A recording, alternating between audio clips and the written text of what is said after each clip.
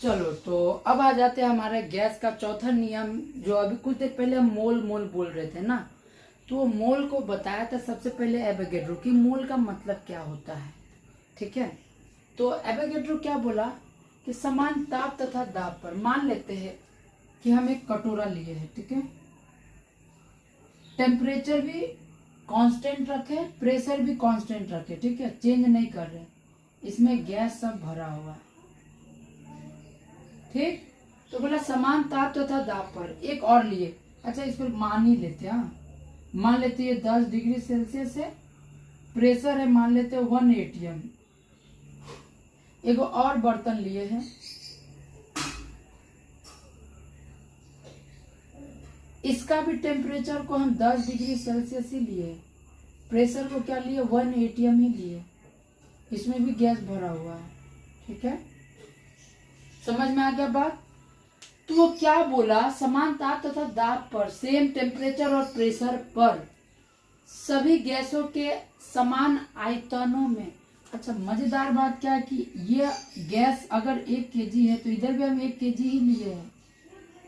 बड़ा छोटा होने से मतलब नहीं है, एक बर्तन में हम कोच के गैस भरे लेकिन 1 kg भरे, एक बर्तन में थोड़ा हल्का करके गैस भरे लेकिन उसमें भी 1 kg ही भरे हैं।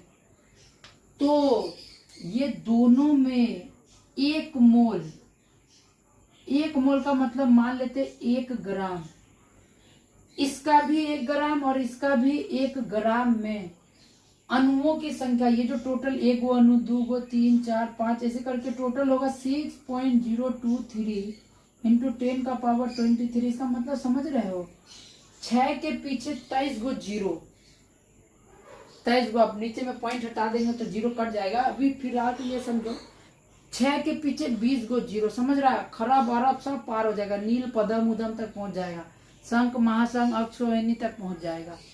समझ में आ रहा है बात, ट्रिलियंस पार हो जाएगा बाबू। ये 6 के पीछे यानी 1 ग्राम गैस में कितना अणु होगा, अरबों खरबों अणु होगा 1 ग्राम गैस में। क्या समझ में आया बात। यही बात बोला कौन था, एवोगैड्रो, कि अगर कोई हम बर्तन लिए 2 गो अलग अलग, टेम्परेचर सेम रखे, आयतन सेम रखे, वॉल्यूम सेम रखे और टेम्परेचर है क्या बोले प्रेशर सेम रखेंगे, तो दोनों के 1 ग्राम में कितना अणु होगा, इतना अणु होगा। तो अब देखो आयतन ज्यादा 2 ग्राम कर देंगे तो क्या हो जाएगा जी, अणु का संख्या डबल हो जाएगा। तो इसलिए भी डायरेक्टली प्रोपोर्शनल छोटा है n, n का मतलब होता है 1 मोल, 2 मोल, 3 मोल। तो अब ये हटाएंगे तो एक कांस्टेंट आएगा, यहाँ पे Vm कांस्टेंट आया। Vm को बोलते हैं मोलर आयतन, V मतलब आयतन, m मतलब मोलर, तो मोलर आयतन, और n हो गया मोल, 1 मोल, n मतलब 1n इक्वल्स टू 1 ग्राम, समझ सकता है ना, 1 मोल बराबर 1 ग्राम, 1 ग्राम में कितना अणु होता है, इतना होता है, अभी जो बताया। इसको सम टाइम 023 की जगह 022 भी कर सकता है। अच्छा, यहाँ पे 23 रहेगा, समझ में आएगा, क्वेश्चन घूमेगा तो 23 नहीं देके 22 भी दे सकता है, तो कंफ्यूज मत होना, ठीक है। अरे ये क्या बोलते हैं, ये बात हो गया कि नाला बह रहा है, वहां से 1 गिलास पानी निकाल कर घर में पी लिए तो कुछ असर पड़ेगा। हाँ, समुद्र मेरा घर से बहुत ही दूर है, नहीं जा सकते, इसलिए नाला का एग्जाम्पल लिए। समझ में आ रहा बात, तो उतना पानी में से 1 अणु गायब हो जाएगा तो कोई फर्क ही नहीं पड़ेगा, इसलिए इतना कर सकते हैं। मोलर आयतन क्या होता है, हम अभी तो तुमको जस्ट बताए, 1 ग्राम आयतन जो है ना वही है मोलर आयतन, सिंपल।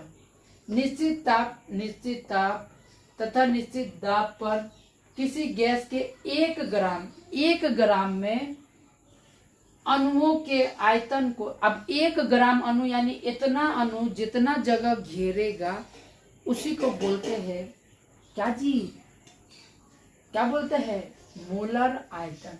सर फील नहीं हुआ, थोड़ा फील करिए, रुको थोड़ा। हम मोलर आयतन को बोलते हैं 1 मोल मोलर आयतन बराबर हो जाएगा 22.4 लीटर। मतलब समझ में आया कुछ, कि अगर हम 1 ग्राम गैस लेंगे, 1 ग्राम गैस का अणु लेंगे तो कम से कम कितना बड़ा जारकिन मटेगा, तो 22.4 लीटर का, वो जो पानी का टंकी आता है ना इतना बड़ा, जो ठोटी पकड़ के उठाते हैं 20 लीटर, समझ जाओ पूरा में 1 ग्राम गैस भराएगा, सिर्फ 1 ग्राम। क्या मस्त बात है ना। तो एक यही है इसका मतलब, बात यही है मोलर आयतन कि 1 ग्राम कितना जगह घिरेगा, 22.4 लीटर। यानी कोई जारकिन में अगर 22.4 लीटर पानी आ रहा है तो उसमें कितना गैस हटेगा, सिर्फ 1 ग्राम गैस का नहीं हटेगा। क्या समझ में आ गया बात। अब देखो आगे में कुछ नहीं है तो 1 मोल इसको पढ़ते हैं। 1 मोल ऑक्सीजन, अगर यहाँ पे 2 देंगे तो ये हो जाएगा 2 मोल नाइट्रोजन, यहाँ पे 3 दे देंगे तो 3 मोल कार्बन डाइऑक्साइड। 1 मोल ऑक्सीजन होगा तो उसका आयतन इतना ही होगा। अगर 1 मोल नाइट्रोजन होगा तो भी उसका आयतन इतना ही होगा। 1 मोल अगर कार्बन डाइऑक्साइड होगा तो भी उसका आयतन इतना ही होगा। कोई भी गैस अगर 1 मोल पे पूछेगा तो वो 22.4 लीटर ही होगा। अच्छा अगर 2 मोल पूछ लेगा तो डबल कर देंगे, 3 मोल पूछेगा ट्रिपल कर देंगे, आधा मोल पूछेगा 11.2 लीटर कर देंगे। समझ में आया बात।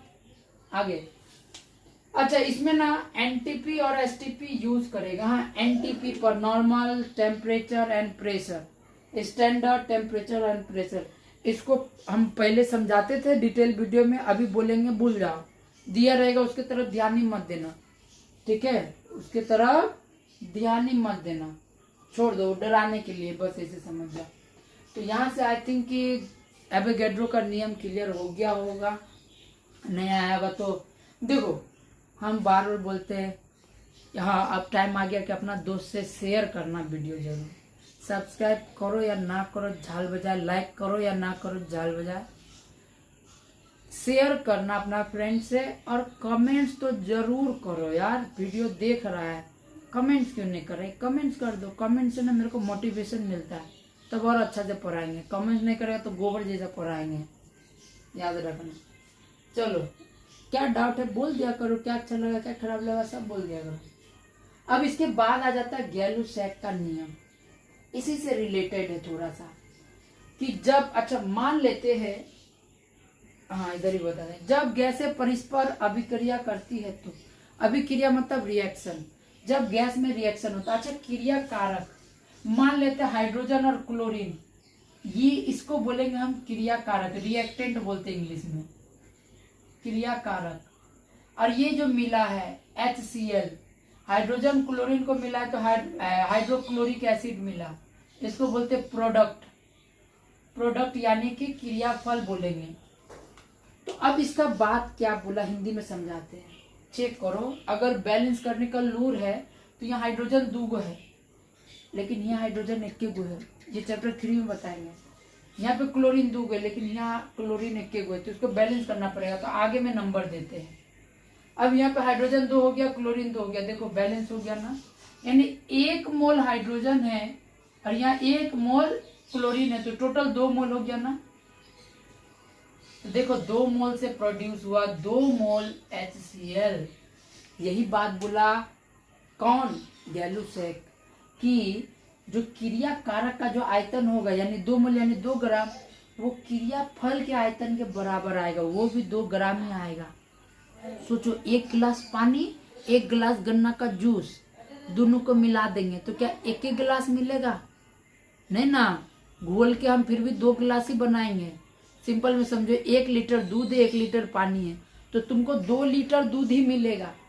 विश्वास नहीं तो खटाल वाला सब जो होगा उससे पूछ लो, है कि नहीं, 2 लीटर मिलेगा। तो वैसे ही अब इधर में 2 लीटर रिएक्ट किया तो उधर में 2 लीटर प्रोड्यूस हुआ, तो सेम बात ही ये बस गैलुसैक बोल दिया गैस के बारे में, कि अगर 2 मोल इधर रिएक्शन होगा तो उधर में भी 2 मोल प्रोड्यूस ही होगा। इसका एग्जाम्पल लेते हैं, चेक करो देखो, ला ला ला ला ला 4 2 2 2 2 2 चेक करो यहाँ पर। अब इसको थोड़ा सा ना समझना पड़ेगा, थोड़ा सा ये तामझाम, ये इसका एग्जाम्पल नहीं होगा, थोड़ा सा अलग एग्जाम्पल देना पड़ेगा, ये इसका एग्जाम्पल नहीं होगा। तो यहाँ तक समझ में आ गया ना, टाइम वेस्ट नहीं कर रहे, मीनिंग समझा दिए गैलुसैक का, ठीक है।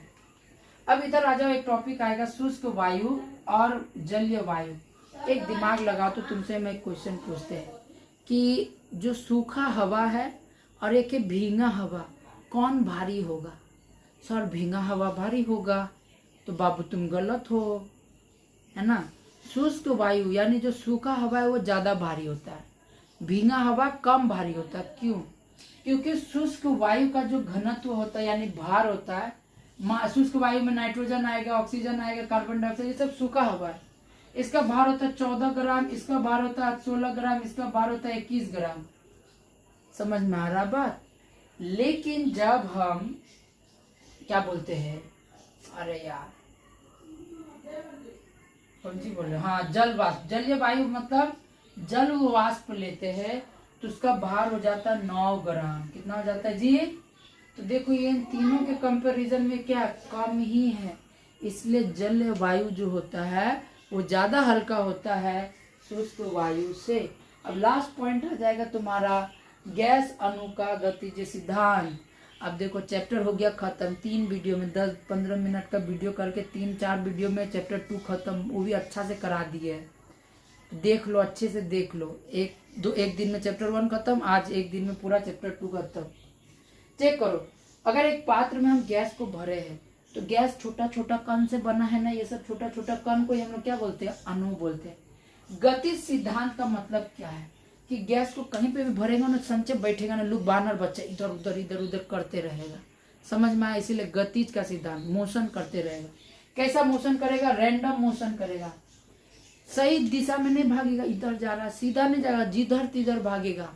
इसको बोलते हैं अनियमित गति, रैंडम मोशन करेगा। क्या समझ में आया?